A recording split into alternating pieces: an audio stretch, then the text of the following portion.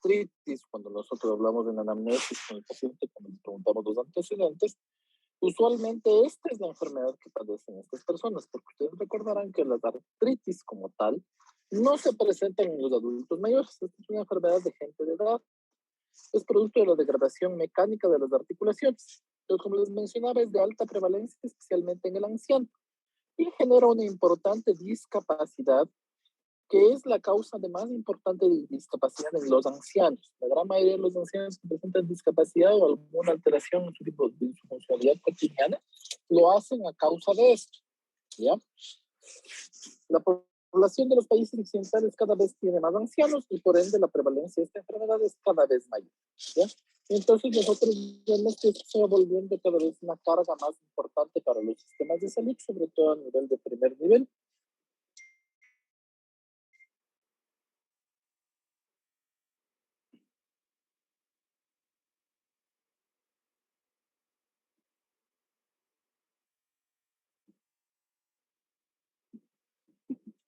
¿Ya? Entonces eso es lo que pasa, es la cosa.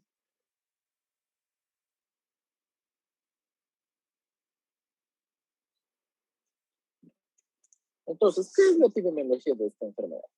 La artrosis no distingue grupo étnico o región geográfica, afecta a todo el mundo más o menos de una forma más o menos homogénea a nivel mundial y más se relaciona con la edad, más que con la localización o la proveniencia de los pacientes.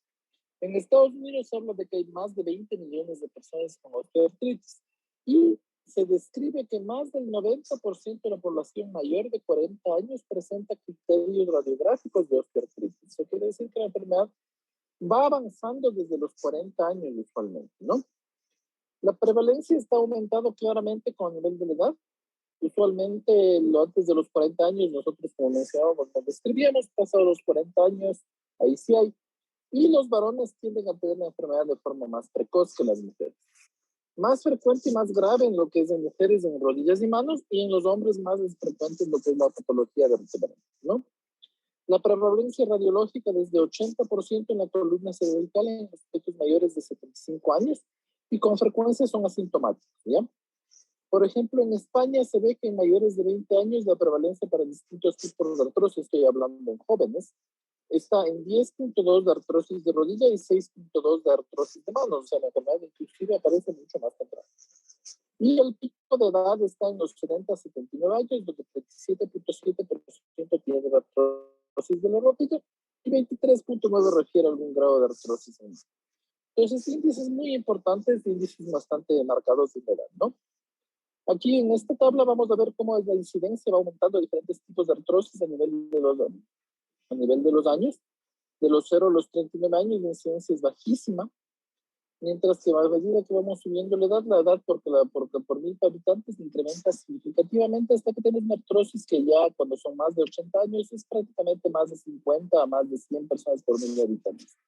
Entonces es bastante importante, ¿no? En mujeres, como habíamos hablado, la afección en manos es mucho más marcada, ¿no? Aquí podemos ver en esta tabla cómo hay diferentes articulaciones, las erosiones y los cambios sintomáticos son siempre más frecuentes en las mujeres, aunque los hombres sí reportan la presencia de algún tipo de esta enfermedad, al menos en una articulación, con un porcentaje cercano al 40-45%. A nivel de lo que es rodilla, cadera y mano, podemos ver nuevamente con lo que les mencionaba con la edad. A partir de los 40 años, vean cómo va elevándose significativamente. En el caso de esta población, la artrosis de rodilla fue mucho más importante, ¿no? Y luego seguido por lo que es cadera y manos, ¿no? Como articulaciones más afectadas del final, ¿ya? ¿Cuáles son los factores de riesgo para el desarrollo de la artrosis? Nosotros hablamos de que el desarrollo de la artrosis es una especie de ciclo, como pueden ver. Nosotros tenemos unos factores de riesgo, pueden ser modificables o no modificables. En no modificables, por ejemplo, tenemos alguna predisposición genética que todavía no se describe muy claramente. El género femenino, si bien no hay una predisposición racial marcada, en algunas series se hace referencia a la etnia afroamericana para rodillas. Y la edad, como mencionábamos, más de los 40-45 años incrementa el riesgo.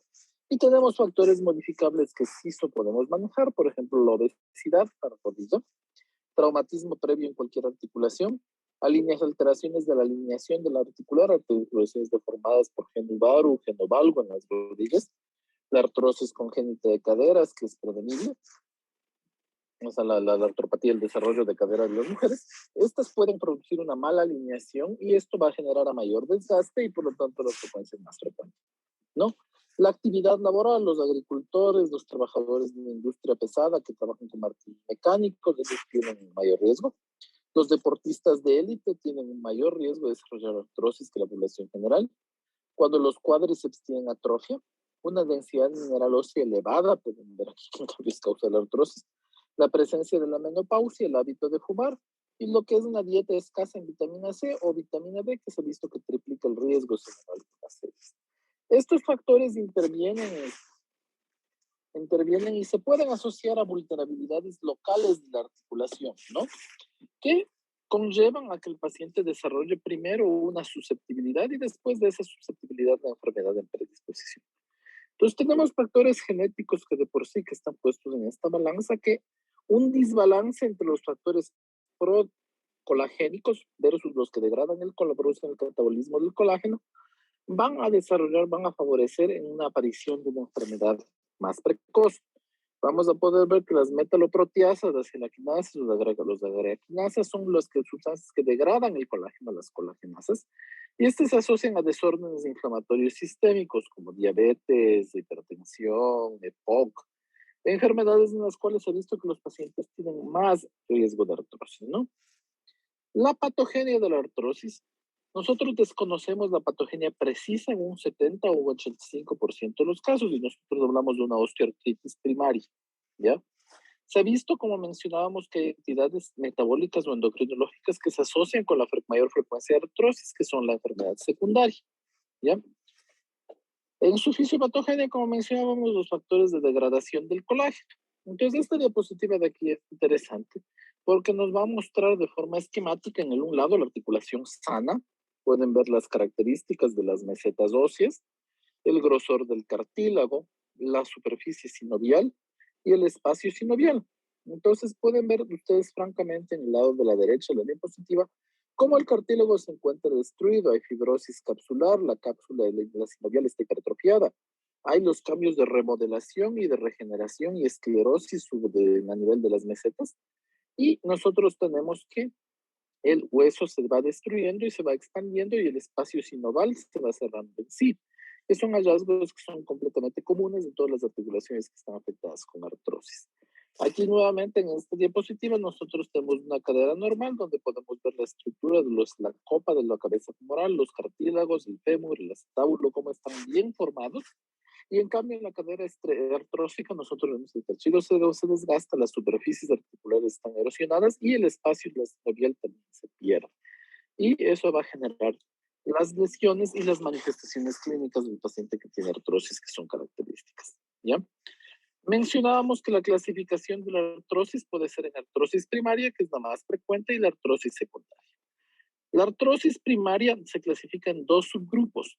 La generalizada, cuando nosotros tenemos 3 o más articulaciones o grupos de articulados afectos, que afecta fundamentalmente a las interfalángicas distales, que esas no se afectaban por las enfermedades inflamatorias reumatológicas, recuerden eso. Las interfalángicas proximales a las articulaciones del carpo metacarpo, la columna, la rodilla y la cadera. Entonces, 3 grupos articulares de estos van a estar afectados en el paciente que tiene enfermedad generalizada. Y la enfermedad localizada, que es usualmente la afección de un solo grupo articular, donde la afección de las interfalángicas distales, caracterizada por la perforación de los nódulos de Heberlein, es la manifestación fundamental y más prevalente de artritis reumatoidea localizada. Eso es lo que presentan la gran mayoría de adultos mayores. Si ustedes se fijan en las manos de una persona de más de 65 años, van a ver que la gran mayoría ha desarrollado nódulos de Heberlein, ¿ya? Y finalmente nosotros tenemos la artrosis secundaria. Existe un conglomerado de enfermedades sistémicas que nos pueden producir artrosis. Tenemos enfermedades metabólicas de depósito como el Wilson o la hemocromatosis, condiciones endocrinológicas como la acromegalia, el hiperparatiroidismo, el hipotiroidismo, los hipoestrogenismos y la diabetes. Las artropatías por cristales como la gota, la condrocalcinosis y la enfermedad de depósito de hidroxiapatita pueden desencadenar artrosis, Las enfermedades reumatológicas inflamatorias, como la artritis reumatoidea, pueden generar artrosis por la deformación y por la destrucción de la articulación como un fenómeno secundario. La neuroartropatía, las hiperostiosis anquilosantes vertebrales difusas, la hiperlaxitud primaria o las enfermedades de Ehlers-Danlos, enfermedades óseas como la enfermedad de Paget, la osteoartrosis, displasias óseas, el traumatismo articular con fracturas y la disfunción de la articulación interforme interna, lesiones internas como las meniscopatías, las osteocondrosis, las condromatosis mediales o cuerpos libres intraarticulares pueden generar mayor desgaste de la articulación y de esta forma producirnos artrosis. ¿Ya? ¿Cuál es la clínica que nuestro paciente artrósico nos va a referir? Las manifestaciones clínicas cardinales del paciente es dolor articular, limitación generalizada funcional, crepitantes y la tumefacción o derrame sinovial. El dolor articular del paciente artrósico tiene las siguientes características, que es un dolor mecánico. El paciente empeora su cuadro doloroso a lo largo del día y mejora con el reposo.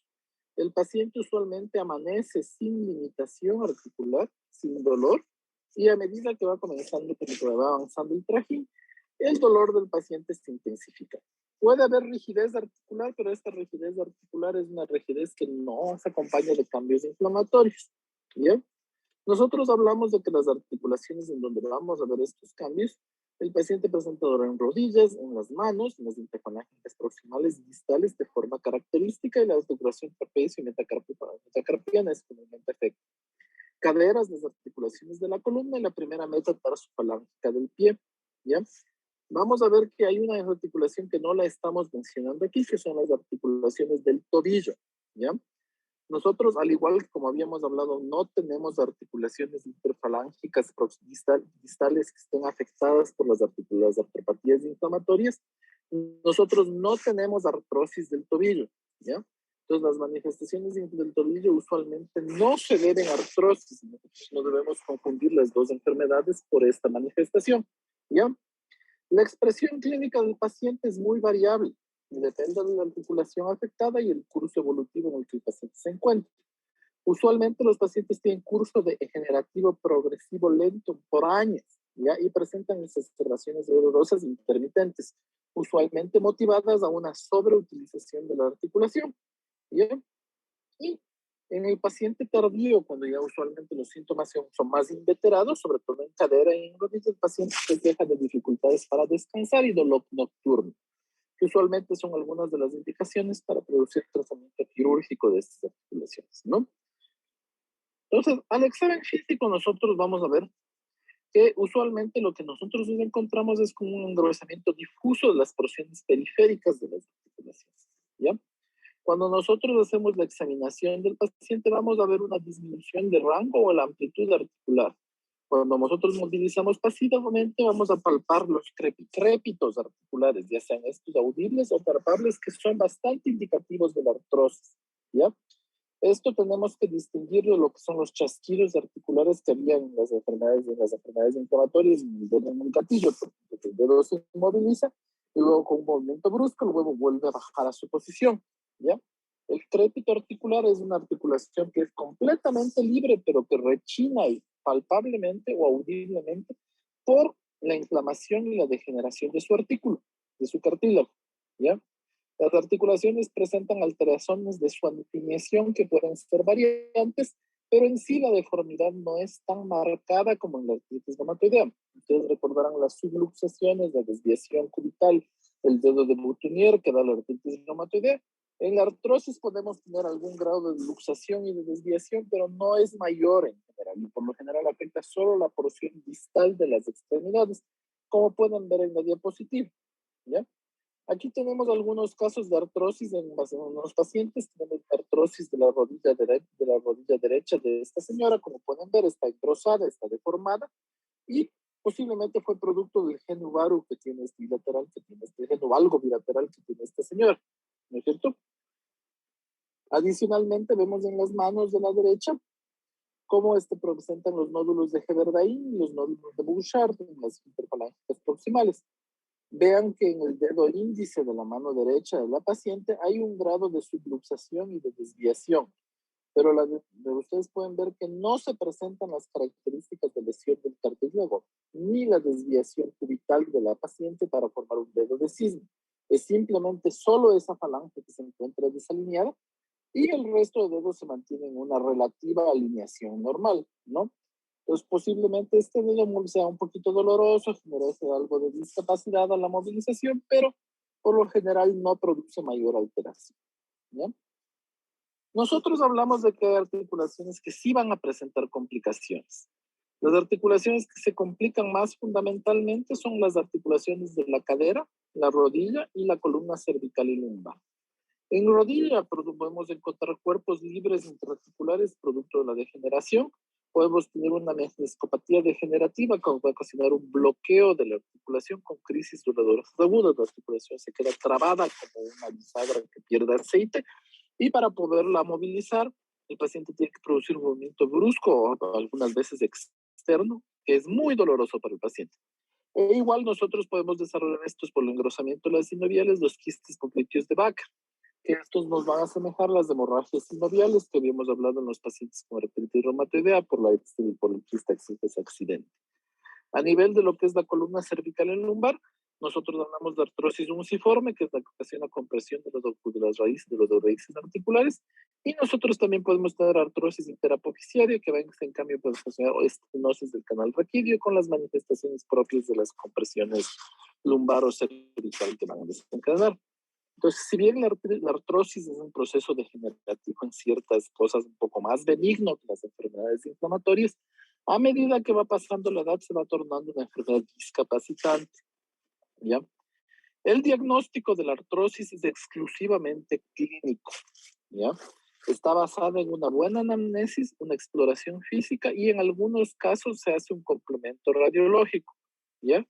Esto es usualmente suficiente para hacer pronóstico y estadificación del paciente, como vamos a ver en los criterios de la Sociedad Española y la Sociedad Europea de Reumatología, que nos van a ayudar a hacer una buena graduación de la artrosis de algunas articulaciones. En el caso de que nosotros sospechemos de una artrosis secundaria, nosotros podríamos pedir datos de laboratorio. ¿Qué datos nos sugieren en el paciente la artrosis? El dolor de tipo mecánico que aumenta con la sobrecarga, inicia con la depresión, la rigidez articular muy transitoria y que se presenta usualmente tras un periodo de actividad y lo que es un ritmo artrósico de la sintomatología. Más bien un proceso insidioso, largo y progresivo en el cual el paciente va desarrollando los síntomas. Y en el examen físico valoramos los crepitantes, los bloqueos, la limitación del rasgo de movilización, las deformidades y la estabilidad articular. Nosotros no vamos a ver derrames o aumentos de calor local, eso ya sugiere un proceso inflamatorio, ya sea séptico o una artropatía inflamatoria asociada, ¿no? En lo que es artrosis primaria, como mencionábamos, no hay examen de laboratorio a solicitar. Todas las pruebas inflamatorias que nosotros estamos acostumbrados a pedir para las enfermedades inflamatorias, sedimentación, PCR, factor reumatoideo, ANA, son absolutamente normales. Y no tenemos ningún marcador bioquímico útil para evaluar la progresión y el pronóstico de la enfermedad. Es una enfermedad, como les decía, muy clínica. ¿Ya? Y en la artrosis secundaria nosotros tenemos que ir dirigidos a la patología subyacente que sospechamos, hipotiroidismo, hiperparatiroidismo, diabetes, artritis, etc. Dependiendo de las manifestaciones clínicas que tenga el paciente, ¿no? En imagen, la radiografía simple todavía sigue siendo una técnica bastante adecuada para utilizar en los pacientes, ¿ya? Nosotros en la radiografía simple vamos a ver una tetra de hallazgo, que son pinzamientos del espacio articular, la presencia de osteofitos marginales, la esclerosis subcondral y la presencia de geodas subcondrales de regeneración ósea. Esos cuatro signos están presentes, los cuatro son patognomónicos de la artrosis, ¿ya? Y no están presentes en las entidades inflamatorias. Y cuando el paciente se encuentra en una fase avanzada, vemos luxaciones articulares y deformidades francas. En manos, nosotros utilizamos para la evaluación del paciente una radiografía posterior anterior de palma a placa. En rodillas, una radiografía de carga bipodal, anteroposterior y lateral. Se pide una rotación de las rótulas de 30 grados, idealmente. Y en caderas, nosotros pedimos una radiografía de caderas en rotación interna o radiografía axial de caderas para la evaluación correcta de las articulaciones artrósicas. ¿Ya? De forma complementaria, en algunos pacientes se puede solicitar ecografía La ecografía en artrosis sí tiene alguna validez, sobre todo tanto en pacientes incipientes, en pacientes que están con artropatía inicial, usando equipos de ultrasonido de alta penetrancia ósea. Podemos ver ya cambios inflamatorios incipientes en el paciente que tiene artrosis. El eco normal nosotros lo utilizamos cuando tenemos complicaciones de alineación o complicaciones relacionadas con partes blandas, y la tomografía y la resonancia cuando sospechamos de osteonecrosis, por ejemplo, en cadera, o la presencia de alguna lesión ósea asociada a una artrosis de una gran articulación. También se pueden solicitar estos exámenes para la preparación quirúrgica de una artroplastía de cadera y rodilla para tener un buen escenario y un buen terreno sobre el cual saber cómo trabajar. ¿Bien? Entonces aquí vamos a ver algunas radiografías de pacientes artrósicos.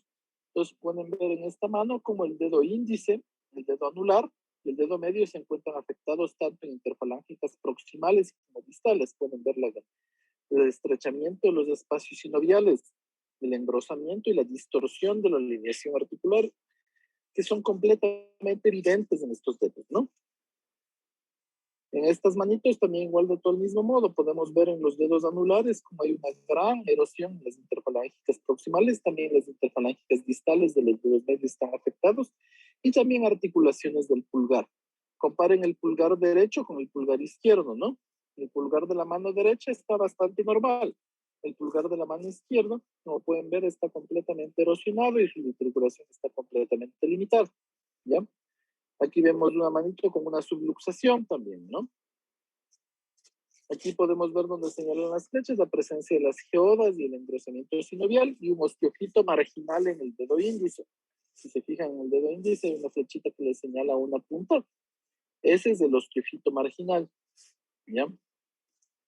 En esta manito también podemos ver el aspecto macroscópico externo con el engrosamiento de la articulación interfalángica proximal del dedo medio. Y podemos ver cómo hay un engrosamiento y una pérdida del espacio sinovial y las subluxaciones y osteofitos correspondientes. Aquí en esta cadera podemos ver cómo se encuentra completamente deformada y erosionada y el techo acetabular ve cómo entra en contacto con el hueso prácticamente. Las caderas igual, la cadera derecha con menos progresión, la cadera izquierda, como pueden ver, como el hueso se encuentra engrosado, hay un osteofito marginal, se ha perdido espacio interarticular. Esta cadera derecha y la cadera izquierda, la cadera derecha con un grado de artrosis también bastante marcado, y esta cadera en la cual la artrosis, la articulación prácticamente se ha fusionado en la cadera izquierda, como pueden ver, por una gran inflamación, la presencia de osteofitos, está perdido casi completamente la separación de los dos huesos, y posiblemente esa pierna sea funcional, haya perdido completamente la movilidad. Otra cadera, aquí podemos ver cómo estas caderas tienen una deformidad en lo que es sus cavidades, las cavidades femorales y los techos del acetábulo se encuentran completamente deformados. Aquí a nivel de las articulaciones sacras podemos ver cómo existen cambios inflamatorios. En tomografía de caderas podemos ver cómo la cadera se encuentra completamente erosionada y destruida la cadera izquierda en este paciente. Acá en rodilla podemos ver cómo hay la asimetría entre los espacios.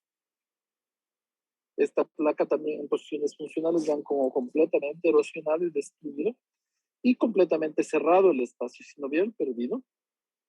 Aquí a nivel de columna lumbar, como se encuentran pinzados los espacios y los agujeros de conjunción. A nivel de cervical, como se encuentran fusionados estos cuerpos cervicales en su parte anterior en este esofagograma. Aquí un osteofito marginal, ¿pueden verlo? Entonces, haciendo esa interpretación radiológica, nos vamos a centrar en algunas articulaciones para ver cómo hacemos el diagnóstico. ¿Cómo hacemos el diagnóstico? El diagnóstico es básicamente clínico. Cuando nosotros hablamos de manos, nosotros diagnosticamos artrosis en los pacientes de acuerdo a la CR. Cuando el paciente tiene dolor de la mano y rigidez durante la mayor parte de los días del mes previo. Cuando nosotros vemos engrosamiento de estructura ósea de más de 2 de las articulaciones seleccionadas, podemos ver la segunda y tercera interfalángica proximal, segunda y tercera interfalángicas distales, tarso y metacarpofalángicas, ¿ya? Tumefacción en menos de 2 metacarpofalángicas. Cuando hablamos ya de alteración en más de 2, nosotros ya tenemos que sospechar que es algo inflamatorio. Las articulaciones metacarpofalángicas, como decíamos, eran muy propias de la artritis reumatoidea. Engrosamiento óseo de más de 2 estructuras de las interfalángicas distales. o deformidad en las articulaciones de ambas manos nuevamente, ¿no? Entonces, si es que el paciente cumple con estos criterios, el paciente debe cumplir con el criterio 1, 2 o 3 y uno de los dos últimos, el 4 o el 5. Nosotros podemos establecer el diagnóstico con una sensibilidad del 92% y una especificidad del 98% en el paciente. ¿Ya? En rodilla, el ACR plantea estos criterios. Dolor de la rodilla la mayor parte de los días del mes previo. La crepitación a la movilización activa de la articulación.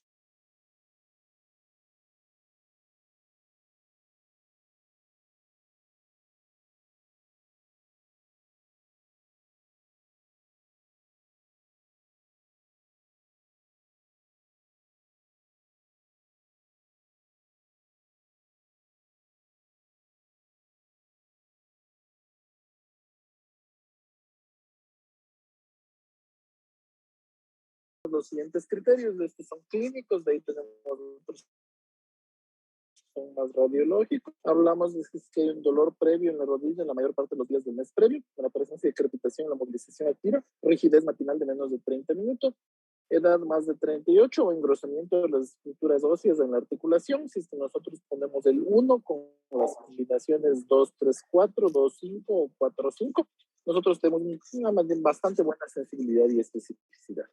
En cambio, en lo que se refiere a rodillas, con criterios radiológico-clínicos, sumando el dolor, nosotros tenemos la presencia de osteofitos laterales en los márgenes articulares, la presencia de un líquido sinovial no inflamatorio en la articulación, edad más de 40, la rigidez matinal y la crepitación. Nosotros igual tenemos una buena sensibilidad y una buena especificidad.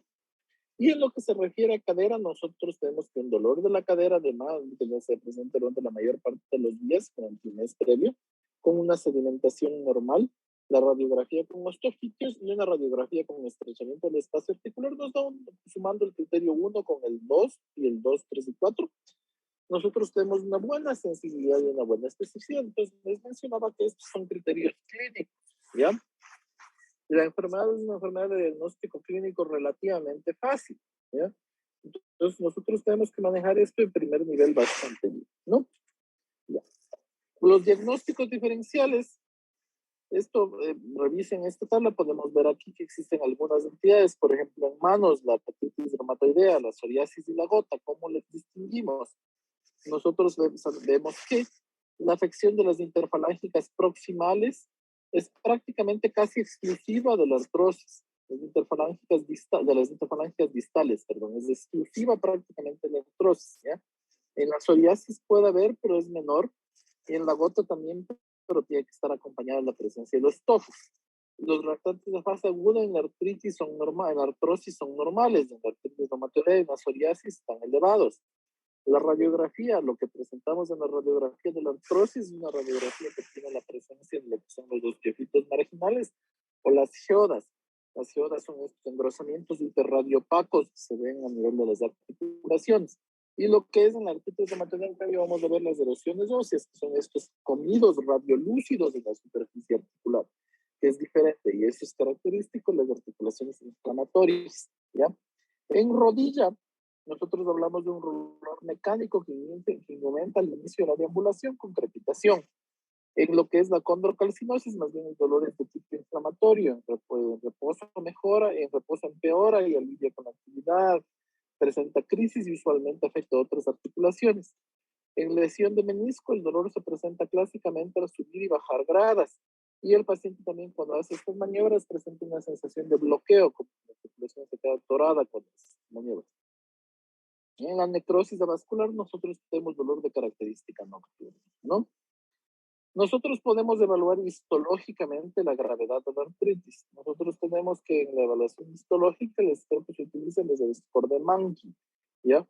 Este score va a medir algunas cosas, lo que es la estructura del cartílago, lo que son los condrocitos, lo que es la tensión y lo que es un fenómeno de erosión que es de una erosión tipo marea, ¿ya? Entonces, cuando hablamos del cartílago, pueden ver que el cartílago Mankey 0 a 2 es un cartílago normal, es un cartílago que tiene poca celularidad, que tiene una de un grosor importante, carece de panos, carece de fisuras y no presenta tinción con la safranina de forma exagerada. Y el cartílago se encuentra intacto, ¿no? En cambio, el cartílago, cuando ya te vamos avanzando en el score de Mankin, el cartílago pueden ver cómo se va degradando, va presentando grietas o fisuras, va presentando acúmulos celulares de inflamatorios y después finalmente las células desaparecen y se reemplazan por tejido osificado. Y nosotros lo que tenemos a nivel de la tinción de la safranina es que la tinción se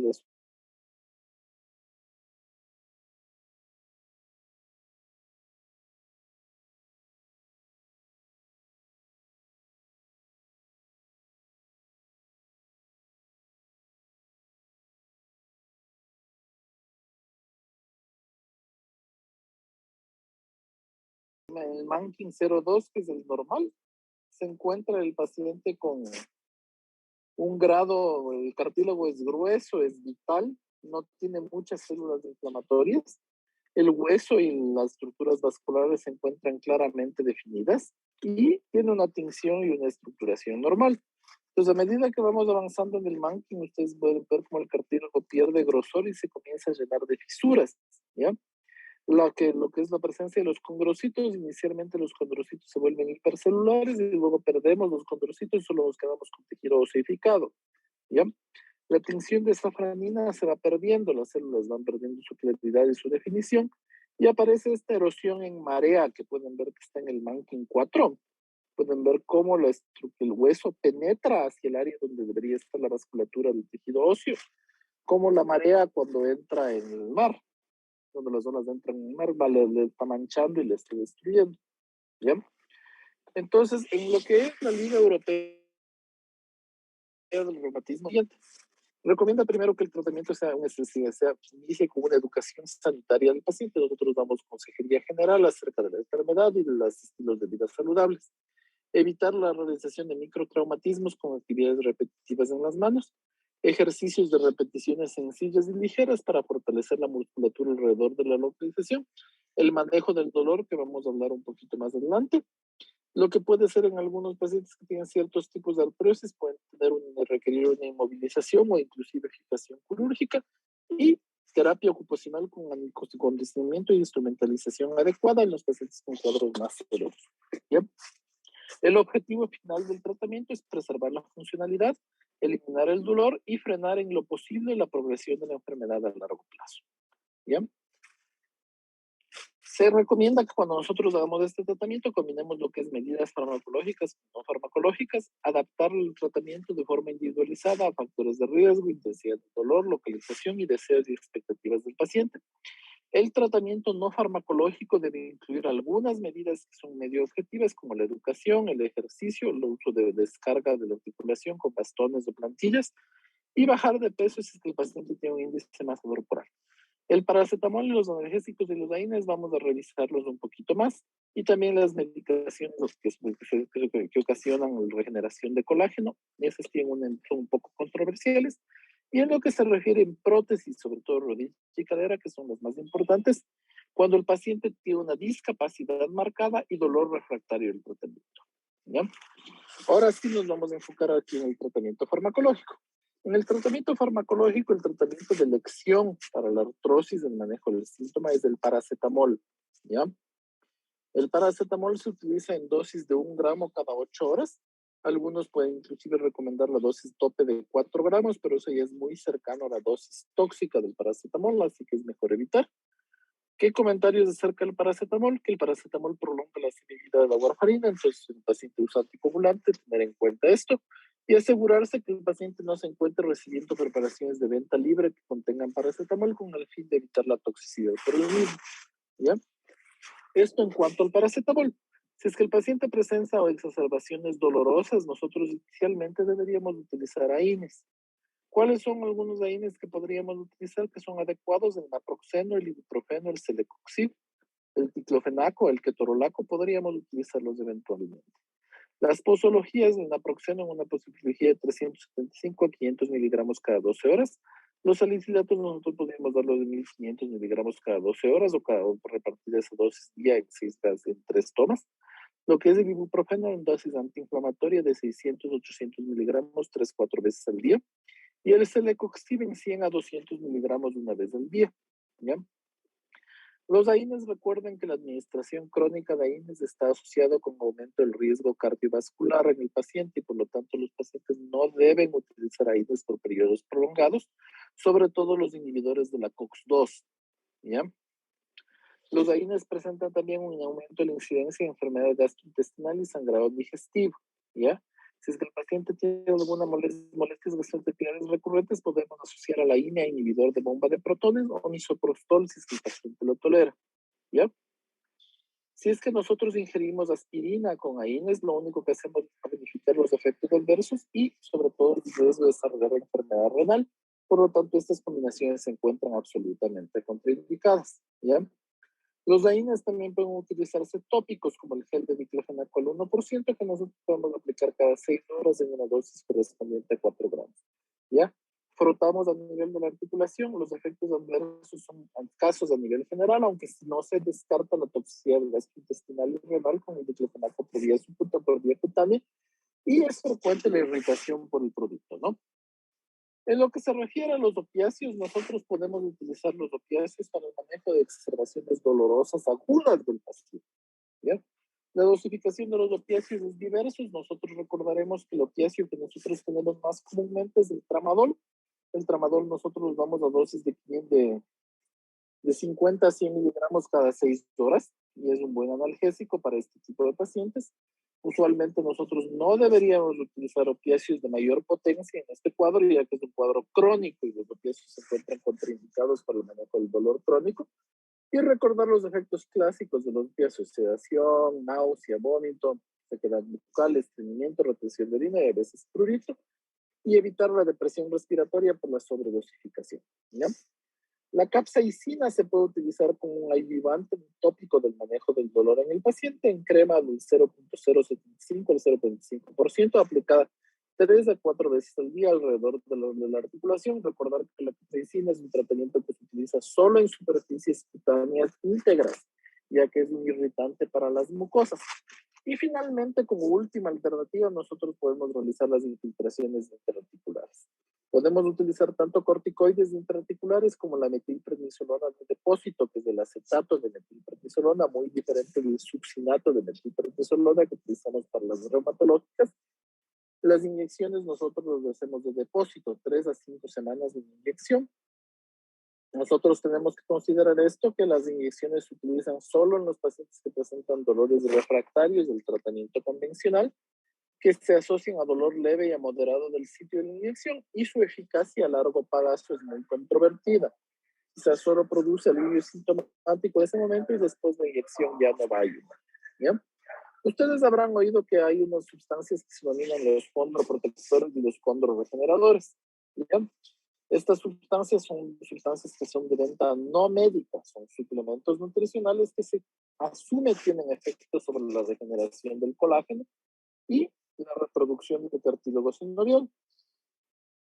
Comúnmente ustedes oirán productos como el ácido hialurónico, el glucosulfato de glucosamina asociado al condroitinsulfato o la glycereína, ¿ya? Estos medicamentos se los ha estudiado en escenarios clínicos controlados y en los escenarios clínicos controlados se ha visto que ninguno de estos medicamentos tiene un beneficio clínico adecuado en el paciente.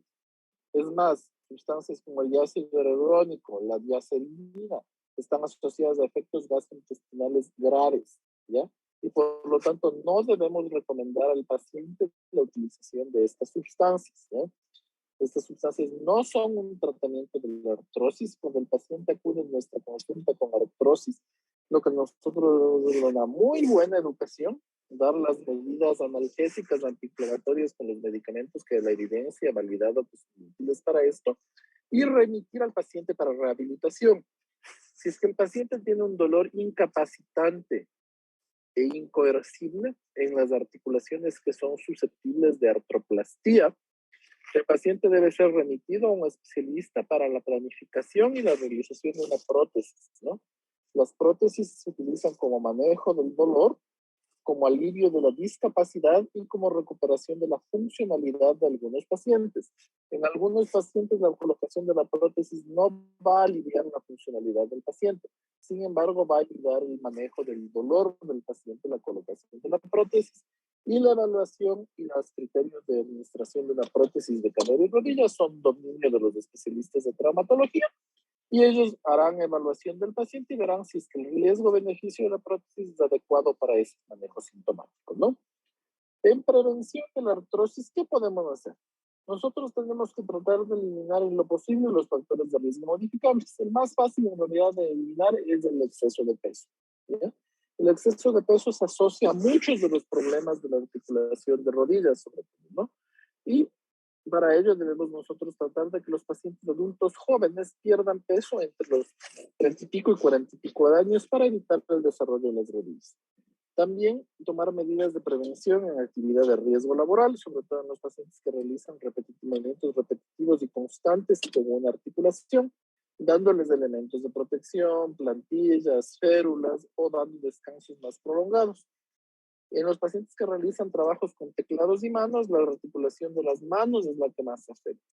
Y trabajar mucho en los deportistas de élite que van a desarrollar articulaciones a nivel de lo que es artrosis de rodillas, ¿ya? Sobre todo con calzado, entrenamiento correcto, estiramientos, control periódico, etcétera, ¿no? Entonces, esto es cuánto podemos informar acerca de la artrosis, ¿ya? No sé si ustedes tienen alguna pregunta hasta ahorita o cosas que desearíamos profundizar. Entonces, yo tengo una pregunta. Dime. En cuanto, era más bien saber un poco de la comparación que pueden dar entre la artralgia y la artritis, porque tenían casi las mismas características clínicas y no me quedaba un poco claro en cuál es en la que se tienden los dedos como a deformarse y también lo de las pruebas diagnósticas que era la PCR para ver la inflamación. Ya.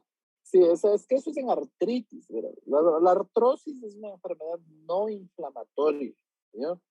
Entonces, el cuadro clínico de la artrosis es el cuadro de dolor mecánico, ¿ya? Es el dolor que se presenta en la mañana, pero que resuelve rápidamente la rigidez. Mientras avanza el día, el paciente va presentando dolor y el dolor alivia cuando hace reposo. También las articulaciones no presentan cambios inflamatorios y la deformidad no es marcada, es simplemente las articulaciones que se desalinean un poco, ¿ya? En la artritis reumatoidea, por ejemplo, la diferencia de las manos de la artritis y de la artrosis es completamente diferente, ¿no? El paciente con artrosis, en primer lugar, tiene afección casi invariante de las interfalángicas distales, ¿ya? Que eso no está en la artritis reumatoidea. El paciente que tiene artritis reumatoidea y presenta patología de la interfalángica distal es porque tiene artrosis, ¿ya? Pero no es por la artritis eso, ¿ya? No afecta la artrosis, en cambio, a las articulaciones de la base de los dedos, a las metacarpofalángicas. Esas no son articulación de la artrosis, son articulación de la artritis, ¿ya? Y entonces, por eso es que el paciente, entonces, todo eso nos ayuda a distinguir y también la presencia de inflamación. La artrosis no tiene por qué presentar inflamación, no tiene por qué tener dolor, no tiene por qué tener calor, rubor, no tiene por qué tener sinovitis, ¿ya? Recordar que cuando hacíamos esta maniobra de palpación de los 4 dedos, que inmovilizábamos con 2 y palpábamos con 2. Nosotros de ahí podíamos palpar las cavidades sinoviales que estaban engrosadas o hinchadas en la artritis, en la artrosis, eso no hay, ¿ya? Porque carece completamente de inflamación. Y por ende, los marcadores inflamatorios en artrosis son completamente negativos. No tiene PCR, no tiene sedimentación, no tiene ANAS, no tiene factor reumatoideo, no tiene nada, ¿ya? Es una enfermedad de diagnóstico clínico exclusivamente, ¿ya? A diferencia de la artritis, que para hacer la artritis, diagnóstico de artritis, además de la clínica, yo tengo que completar criterios inflamatorios e inmunológicos para poder hacer el diagnóstico. También artrosis no, yo simplemente con la inspección y un examen físico rudimentario yo hago el diagnóstico. Es una enfermedad mucho más frecuente. Como les mencionaba, la gran mayoría de abuelitas que llegan a la consulta, ustedes habrán oído cuando han hablado de listo pacientes en consulta externa en las prácticas de ustedes, que dicen, sí, yo tengo artritis, que la artritis, que la artritis, que la artritis, ¿ya? Si es que ustedes les preguntan un poco más qué es lo que ella define artritis, ella lo que les va a enseñar es que no ve que mis manos tienen estos nódulos, entonces les va a presentar que tiene los nódulos de Heberdain. Eso es la artrosis, ¿ya? Es una enfermedad que a la larga ha pasado a los 65, 70 años, todos la tienen. Más del 90% de la población tiene artrosis. de alguna articulación. La diferencia es el compromiso. Si es que es de estos nódulos de Heberdin y Bouchard, la artrosis, ahí no es muy discapacitante. A veces puede producir un poco de dolor de los dedos al realizar actividades repetitivas como bordar, tejer, escribir en teclados, etc. ¿Ya? Pero una gran mayoría de pacientes no da problemas. Las que son discapacitantes y que son bastante molestas son las de la columna, las de la rodilla y la cadera de la artrosis. ¿Ya? Entonces ahí sí el paciente tiene síntomas de incapacitantes de dolor, presentes claudicaciones, no puede caminar, se queja que no puede dormir. Y la gran mayoría de esos pacientes que ya son refractarios del tratamiento, el tratamiento es quirúrgico y es usualmente una prótesis articular. ¿Ya? Entonces son diferentes las enfermedades. Igual cuando los pacientes ya tienen artritis reumatoidea y van a prótesis de cadera y rodillas, porque usualmente por la inflamación la articulación ha sufrido unos fenómenos de artrosis por la deformidad que tiene. ¿Ya? Entonces no sé si queda más claro así esto. Sí, muchas gracias. Ya. Entonces, eso es lo que es la diferencia entre artritis y artrosis. ¿Ya? La próxima semana vamos a trabajar con 3 temas que van a presentar ustedes. ¿Ya? El primer tema es un tema que nos quedó suelto y es una cuestión, vamos a dividirnos en 3 grupos. ¿Ya? Les voy a dejar que la conformación de los grupos esta vez sea a cargo de ustedes porque no tengo cómo dividirlos aquí. ¿Ya? Entonces, el primer grupo va a hablar de lo que es la exploración del líquido sinovial para la examinación en reumatología. ¿Ya? Es un aspecto que ahorita que estaba revisando la presentación de artrosis no habíamos tocado, ¿ya? Porque cuando nosotros tenemos una articulación que se encuentra inflamada o edematizada, nosotros debemos realizar una artrocentesis para hacer diagnóstico, ¿ya? Ese es el primer tema. Ese va a ser un grupo. El segundo grupo va a trabajar con lo que es artropatías inducidas por cristales, ¿ya? Lo que se conoce como las gotas, ¿ya? Entonces ahí tenemos 3 enfermedades fundamentalmente que son las enfermedades inducidas por cristales, la gota, la pseudogota y la otra artropatía por cristales, que su nombre me escapa ahorita, que ocasionan patologías inflamatorias agudas, que son un poquito más diferentes que lo que hemos revisado hasta ahorita, ¿ya? Y finalmente, para completar el tema de las artropatías agudas, nosotros vamos a revisar lo que es artritis séptica, ¿ya? Eso va a ser el tercer grupo, ¿ya? Entonces vamos a conversar, hacer la presentación de unas 10, 15 diapositivas nomás, ¿ya? Y vamos a discutir y analizar los temas, ¿ok?